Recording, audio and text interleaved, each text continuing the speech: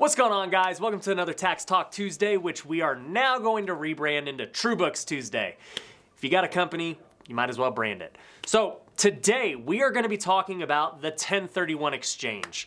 There are so many questions about that, and I brought my partner Matt here to talk about it. So let's just jump right into it, man. All right, so Matt, why don't you give us a basic rundown of what a 1031 is, and then we'll go into the rules later. So essentially what a 1031 is, instead of selling a piece of property and paying tax on the gain, you are deferring the tax and replacing your old piece of property with a new property. Yeah, so essentially people are trading up properties, right? Exactly. So instead of paying capital gains every time you sell a property, which is what I do when I flip or when I typically sell a rental, we now can defer all of those taxes pretty much onto the next property. Exactly. So if you had bought a piece of property and 5 years later, instead of selling it and realizing the gain, you would then sell it and roll all of your money into a new property of equal or greater value to defer that tax and now roll up into a bigger piece of property. Okay, so what are the rules to be able to do this? Why wouldn't you just do it on every single property? So the first rule is it has to be for investment or business use. It cannot be like a personal residence or your own home. And the next rule, it has to be a like-kind property. So for example, you couldn't do this with a piece of stock and a piece of real estate. It can either be raw land or real estate. So you have to pick one of those two. So the way I'm understanding that is if I sell a stock, I can't just go and use those stock gains to buy real estate. Exactly, no. You would have to take a piece of real estate and sell it and then invest those proceeds in another piece of real estate. It has to be like-kind property. Real estate is the only one you can do a 1031. Could you do a stock into another stock? There used to be argument that you used to be able to do that, but not anymore. So since the recent tax changes, it is only limited to real property. So land or real estate. Okay, so if I buy a piece of land, can I then trade up into like a single family home or a multifamily? Yes. So real property. So land or real estate for land or real estate. But like you mentioned, you couldn't go from a piece of stock to a piece of real estate. Got it. Now, can I go from a piece of real estate like a single family home to land? You can. And another thing is you can go single family to a duplex to an apartment building, because that's real property. It's like kind in nature. So. Okay. Now, is there any like time restrictions on it? So there are a couple time restrictions. The first time restriction is 45 days. You have 45 days to identify the new piece of property that you're going to buy. And that's after you sell the property? Yes, exactly. So once you sell your relinquished property, you have 45 days to now identify the new piece of property you're going to buy. And then how long do you have to buy it? You have 180 days to actually close. One thing to keep in mind is those run concurrently. So even though your 45-day timer is running, also your 180-day timer is running as well. The 180-day clock doesn't start after the 45 days. They start at the same time. So for me anyways, thinking about it as an investor, like 45 days isn't a lot of time. You know, like I don't want to force myself into a bad deal that I'm going to have to hold for a long time with only 45 days. So I'm thinking like, if I know I want a 1031, I should probably be looking at potential deals already. Exactly. So while you're holding the piece of property that you're looking to sell, you're going to want to scan the market for possible replacement property before you go ahead and sell what you're currently holding, because then your timer goes. Right. So essentially you'll have more than 45 as long as you can plan ahead.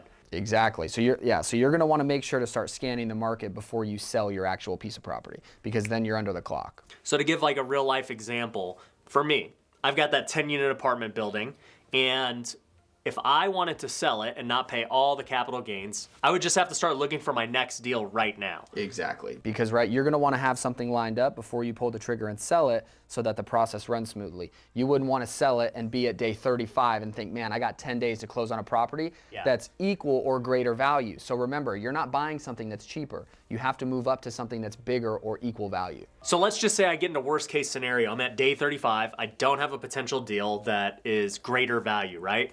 But I've got all these house flips, and I just say, you know what? I'll just put some of it in the house flip. Like, what happens if I trade down? So for example, if you trade down or buy a piece of property that's less value, you're going to have what the IRS calls boot, and boot is taxable. So for ease of example, if you buy a home for $200,000, 5 years later it's worth $400,000, you're like, man, I want to sell it, but I have $200,000 of gain. Let's say you go and buy a piece of property that's maybe only worth $300,000. You've technically taken $100,000 that you didn't reinvest, and now that's going to be taxable to you. So it's a partial 1031 transaction. So in summary, you could buy something that's less value, but you're going to pay tax. Just on the difference. Just on the difference, which what the IRS calls boot. Okay, got it. That's an interesting word. All right, so as I'm trading up, when do I actually have to pay this tax? Like, how does it end up playing out? Like, let's just say I traded up 10 properties over the last 20 years, and then, you know, I've got this huge gain into this one property that I haven't paid any tax on. Like, what happens? So back in that example of you bought a home for $200,000, it's now worth $400,000. When you trade up into a new property, your cost basis doesn't move up with it. It stays at that original value. So just like you had mentioned, if I buy a home for $200,000, 20 years later I'm sitting with a building worth $20 million, that doesn't mean now that my new basis is $20 million, and if I sell that home for $20 million, I pay no gain. My basis is that original $200,000. So your basis isn't moving up with you. That's why you're essentially just kicking the can down the road. One day, all of that tax will come due. So what happens if I just never sell the $20 million property? Then you're ideally deferring the gain until you die. And this is where what we like to tell clients, if you leave the property to your children, then your children get a step up in basis. So just like what we talked about, buy a home for $200,000, work up to a $20 million building. If you die and have a $20 million building and gift it to your son or your daughter, now their basis in that building gets a step up to that $20 million. You've taken all that tax from $200,000 to $20 million and wiped it away.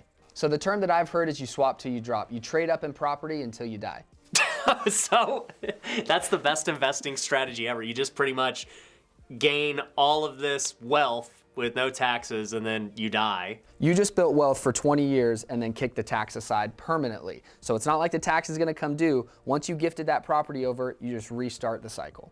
So, I mean, I'm going to do it. I mean, why wouldn't you do it, right? So the thing that I've seen that's super crazy that a bunch of my friends do who've done many 1031 exchanges is they end up trading up. They've got a great deal, and now they have all this equity, and they end up refinancing it. They're pretty much just doing a burr, and they get all that cash back, tax-free. You know, they're gaining wealth. They're getting cash tax-free. Like, to me, it's the smartest thing ever to build wealth. It's got to be one of the biggest ways to grow wealth, yet still keep liquidity and be able to get your cash back out and avoid tax. Because one of the biggest issues, especially, like, let's just take YouTube or education or whatever, for example. If I go make $1 million on YouTube, it's just strictly like, there's really no way to offset that income, you know, but I could easily make $1 million trading up into a new property and pay no income tax on it and refinance and get the $1 million. Just like we talked about, if you're a real estate professional and you're making $1 million from your main business, whether it be YouTube, flipping, whatever it may be, and you're investing in real estate and you're 1031ing and avoiding the capital gains tax and you're rolling it over, there's no better way to grow wealth yet still avoid the tax bill. Yeah, and I can tell you for me, I'll probably do another video on this much more in depth, but a lot of people don't like Grant Cardone. And, you know, whatever you feel about him, however you feel, it's whatever. I admire certain characteristics about him, and one being that he uses his personal brand to generate so much income from all the 10X stuff, right? And then he goes and buys real estate to offset all of that income. And that's the path I see myself going down is like, okay, cool. You know, personal brand's blowing up. You know, we're doing well in education and products and other things. How am I going to offset all this income? I'm going to offset it through buying real estate, which is what I already like to do and I'm good at. So to me, it's like the best way to grow wealth really fast. And that's exactly it. If you buy enough real estate, you're going to find a way to pay almost no tax on the money that you're earning day to day. Yeah, and I think, as I said, I'll make an in-depth video on this. Next year, I may not flip as many houses because I may just keep them, especially if I'm getting so much income in other areas where it's like, I don't need to flip them. In fact, it's more beneficial for me to keep them because it'll save me more money in taxes. I'm not getting the capital gains on the flip. I'm getting depreciation and all these other write-offs. Just like we said, appreciation, which is growing your wealth, and depreciation is something you're not paying for, but it's making you pay less tax. All right, last question. Biden has talked about changing the 1031 exchange. What are your thoughts? My thoughts are, one, it would be detrimental to the real estate community, right? Because that's a huge tax saver. And two, he's thinking, from what I've heard, of getting rid of that step up in basis in the event that you die and pass on your property to your kids. So this is the perfect example of why you want to hire somebody to help you that can navigate new tax law and how it relates to your situation. I love it, dude. Well, that's it for this TrueBooks Tuesday. Do me a big favor. If you guys like this kind of content, definitely just leave us a comment below letting us know. Honestly, I kind of enjoy talking taxes now a little bit, but it's good when you actually own the tax company, have a partner that you can just text whenever. So I'm learning a lot about taxes. I'm trying to figure out how I want to pay no taxes in 2021.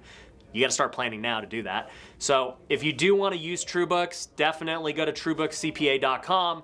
You can contact Matt directly. He'll definitely help you out. Anyways, that's going to conclude it for this TrueBooks Tuesday. I got a big favor to ask you guys. Whatever you want to hear tax-wise, definitely comment below. I think we're getting a lot of good traction with this little segment we've got on this show, and people always are asking for tax advice. So whatever value we can bring you, comment below so we can get some more video ideas. Also, if you haven't already, make sure you like this video, make sure you're subscribed to this channel, make sure you're subscribed to Matt's channel, and make sure if you're trying to plan for 2021 to not pay taxes, that's what I'm trying to do, you're gonna have to start thinking about it now. You don't just think about it come November next year. It doesn't make any sense to do that. You've already wasted 11 months trying to figure it out. So you have to start planning now if you want to optimize your tax bill. And on top of that, the year's about to end for 2020. So it is the perfect time to start taking write-offs this month. If you miss the cutoff, you're gonna have less expenses. That's gonna make your tax bill higher this year. So take those deductions now. And as I said, if you need help, go to TrueBooks CPA. Matt will personally help you out. And we look forward to working with you. Thanks for watching.